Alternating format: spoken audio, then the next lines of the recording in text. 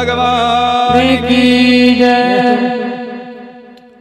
आप सभी ने कल की कथा में श्रवण किया कि छोटे से सुकुमार ध्रुव जी महाराज 5 वर्ष की अवस्था और भगवान को मात्र 5 महीने में साधना कर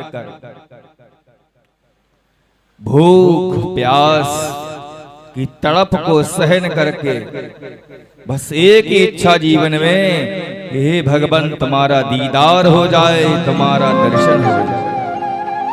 संकल्प में कोई विकल्प नहीं, भगवान ने दर्शन दिए और ध्रुव को अपनी आंखों का तारा ही बना। परीक्षित जी कहने लगे, गुरुदेव एक मन में जिज्ञासा उत्पन्न हुई है, आप कहें तो मैं आपसे जिज्ञासा अपने सामने रखूं आपका। सुखदेव जी ने कहा कि पुत्र बोलो, तुम्हारी क्या जिज्ञासा है, क्या जानना चाहते हो। सुखदेव जी ने जब इतना कहा तो परीक्षित कहने लगे, हे गुरुदेव भगवान जो है वे बस राक्षसों को मारते रहते हैं और देवताओं को दर्शन देकर तारते रहते हैं। ये मारना तारने का ये जो भेद है, ये भगवान भेद क्यों करते? जब देखो तब राक्षसों को मारना, कभी चक्र से, कभी सुदर्शन से, किसी ना किसी माध्यम से, अस्त्र शस्त्र के माध्यम से देवताओं को तो कृपा करते हैं लेकिन राक्षसों को मारते हैं। ये बात कुछ समझ में नहीं।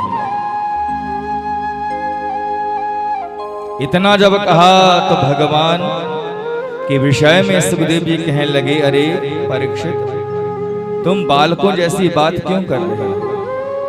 क्योंकि भेद जो होता है वो संसार में हो सकता है। भेद बुद्धि जो है, तेरा मेरा ये भेद ही तो है। ये मेरा है वो तेरा है, ये भेद बुद्धि कही जाती है। ये भेद बुद्धि तो संसार में दिखाई देती है, लेकिन संसार के जो मालिक प्रभु दीनानाथ हैं, जगन्नाथ हैं, जगदीश्वर हैं, उनके यहाँ पर अथवा भगवान कभी भी भेद नहीं करते। वे तो अभेदवादी हैं, अजन्मा है। वह भला भेद क्यों करेंगे किसी से?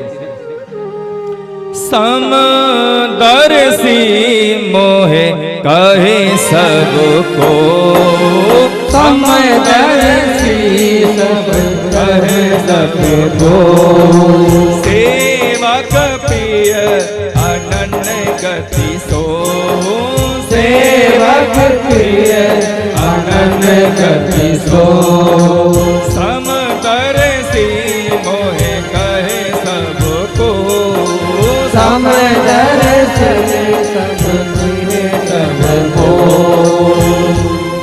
भगवान को तो समदर्शी कहा गया है, अभेदवादी कहा गया है, अथवा किसी के प्रति भेद नहीं रखते और समता पूर्वक देखते, समान रूप से देखते हैं भगवान। और सुखदेव भगवान ने जब परीक्षित से इतना कहा तो परीक्षित ने वही बात कह दी कि हे गुरुदेव भगवान को जब देखो तब राक्षसों को मारना। हिरण्याक्ष को मार दिया, कंस आदि न जाने कितने राक्षसों को मारते रहते हैं। क्या राक्षसों से कोई बैर है क्या भगवान का? ये जानना चाहते हैं। सुखदेव जी ने कहा, देखो देवता और राक्षस दोनों के पिता एक ही। कश्यप ऋषि के द्वारा दिति के जितनी संतान हुई, कश्यप ऋषि के बहुत संतान हुई, बहुत पत्नियां हुई हैं कश्यप ऋषि की। तो कश्यप ऋषि की जो द्वितीय पत्नी है, जितने भी राक्षस हुए हैं, कश्यप ऋषि की पत्नी दिति के उदर से ही राक्षसों का जन्म हुआ। और कश्यप ऋषि की जो पत्नी अदिति है, उनसे देवताओं का जन्म हुआ। तो इस नाते से देवता और राक्षस दोनों भाई भाई हुए, क्योंकि दोनों के पिता एक ही है। एक बार की बात है, देवता और राक्षस दोनों गए भगवान के पास। परमात्मा, हम आपको मनाना चाहते हैं और हम आपकी भक्ति करना चाहते हैं, हम भी आपको प्राप्त करना चाहते हैं। जब देवता और राक्षस दोनों ने अपनी जिज्ञासा प्रकट करी तो भगवान ने कह दिया, अरे देवताओं, हमारी भक्ति करो, साधना करो, हम तुम्हारे लिए मिल जाएंगे। यही जब राक्षसों से कहा कि राक्षसों, हमारी भक्ति करो, साधना करो, हम तुमको मिल जाएंगे। राक्षसों ने कहा, वाह भगवान, राक्षस होकर भी भक्ति करें, साधना करें, प्रेम का मार्ग करें, तो ये हम राक्षस के स्वभाव के हैं। भक्ति पूजा अर्चना करें, धर्म के रास्ते पे चले, फिर राक्षस किस बात के। भगवान ने कहा, तो तुम प्रेम नहीं कर सकते, तुम धर्म के रास्ते नहीं चल सकते, भक्ति नहीं कर सकते, तो तुम बैर ही कर। तुम बैर करोगे तो मैं तुम्हें बैर से ही प्राप्त हो जाऊंगा। तो तब से जो देवता है भगवान से बैर ही करते। और राजा परीक्षित, ये मत समझना कि भगवान की कोई दुश्मनी राक्षसों से है, क्योंकि राक्षसों में भी एक से बड़ा एक भक्त हुए हैं भगवान।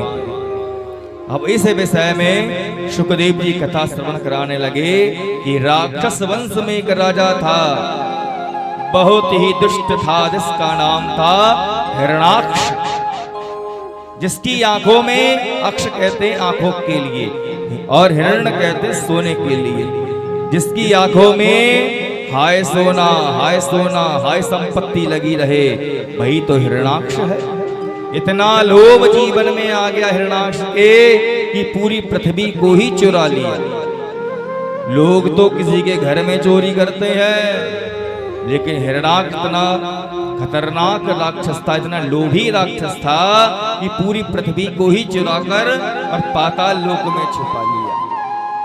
भगवान का फिर अवतार हुआ, वराह भगवान का, वराह भगवान आए, पाताल लोक में गए, हिरणाक्ष का वध किया और पृथ्वी को नासिका के ऊपर लेकर आए और शेषनाग के सिर पर धारण कर दिया, जिस पृथ्वी का हम उपभोग करते